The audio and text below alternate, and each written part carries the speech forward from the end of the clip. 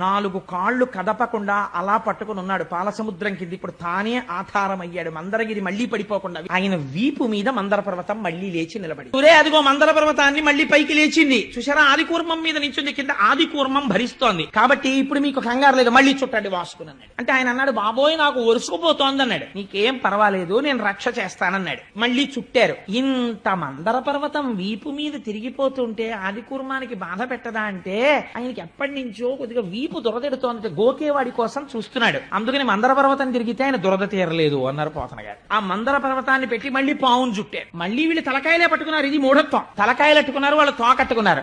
మళ్లీ మొదలెట్టండి అన్నారు. మళ్లీ ఇద్దరు మళ్లీ మొదలు పెట్టారు. ఈసారి మళ్లీ సంతోషం ఎక్కువైపోయింది. ఎందుకంటే ఇప్పుడు ఇంక టాలెంట్ ఎక్కర్లేదు, కింద ఆదికూర్మ ఉంది. మందరగిరిని తిప్పేస్తే చాలు. ఎంత సంతోషం వచ్చేసిందో. వచ్చేసి పెద్ద పెద్ద అరుపులు మొదలెట్టారు. తిప్పండి అంటే భుజాలు తరుచుకుంటున్నారు, పేర్లు చెప్పుకుంటున్నారు, బిరుదులు చెప్పుకుంటున్నారు. ఇటువైపు బలి చక్రవర్తి ఉన్నాడు, ఇటువైపు విరోచనుడు పుట్టబోతున్నాడు, మేము ప్రహ్లాదుడి వంశంలో వాళ్ళం అంటున్నారు. పేర్లు చెప్తున్నారు, పెద్ద చప్పుళ్లు చేస్తున్నారు, అల్లర్లు చేస్తున్నారు, పరిగెడుతున్నారు. ఇటు వాళ్ళు ఇటు పరిగెడుతున్నారు, అటు వాళ్ళు అటు పరిగెడుతున్నారు. భూమి అదిరిపోతోంది. సిద్ధులు, చారణులు, యక్షులు, గంధర్వులు, కిన్నెరులు, కింపురుషులు, దేవతలు ఆకాశంలో నిలబడిపోయారు. ఏమాశ్చర్యం, వాసుకుని తాడుగా పట్టుకుని శ్రీమన్నారాయణుడు కూడా చిలుకుతున్నాడు అని ఆకాశం అంతా నిలబడి చూస్తున్నారు. ఏమిటని ఈ చప్పుడు ఎంత దూరం వచ్చిందో తెలుసా అండి?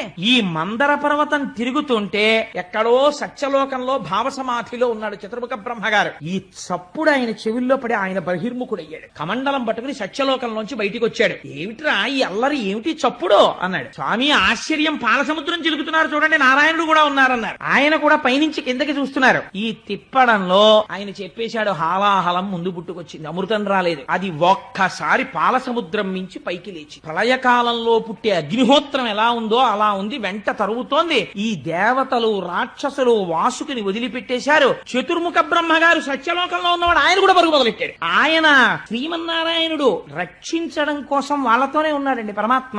అందరూ కలిసి పరిగెత్తారు. ఎక్కడికి పరిగెత్తాలి ఇప్పుడు? ఎవరు రక్షిస్తాడు? పర్వతాలు కాలిపోతున్నాయి, గుహలు కాలిపోతున్నాయి, మనుషులు కాలిపోతున్నారు, సిద్ధుల విమానాలు కింద పడిపోతున్నాయి, లోకాలన్నీ అగ్నిహోత్రం ప్రబలిపోతోంది, అరణ్యములు దహించుకుపోతున్నాయి, ప్రాణులు మాడిపోతున్నారు. పరిగెత్తి పరిగెత్తి కైలాస పర్వతం మీద ఉన్నటువంటి పరమశివుని యొక్క అంతఃపురం దగ్గరికి వెళ్లి దవ్వారికు లడ్డు పడ్డా. ఏమిటి ఇంతమంది పరిగెత్తుకొచ్చి లోపలికి వెళ్ళిపోతున్నారు? వెళ్ళకూడదు వెళ్ళకూడదని శూలాలు అడ్డెట్టారు. ఉండవయ్యా బాబు, వెనకాల హాలాహలం తరుగుకొచ్చేస్తోందని శూలాలు తోసేసి లోపలికెళ్లి ఇంకా లోపల గదిలోకి వెళ్ళకూడదని అక్కడే నిలబడి, అలాంటప్పుడు అయ్యా మహానుభావ, సాంబ సదాశివ, శంభో మహాదేవ ఇలాంటి స్తోత్రాలు చేయరు. ఓయమ్మో వచ్చేస్తోంది అగ్నిహోత్రం, బాబోయ్ స్వామి రండే రండే అంటారు. అందుని కుయ్యో మొర్రో తెలుగు మాటలు యథాతథంగా వేశారు పోతన గారు. బ్రహ్మాది దేవతలు అరుస్తున్నారు. బయట నిలబడుతుంటే పార్వతీ సహితుడై లోపలున్నాడు స్వామి.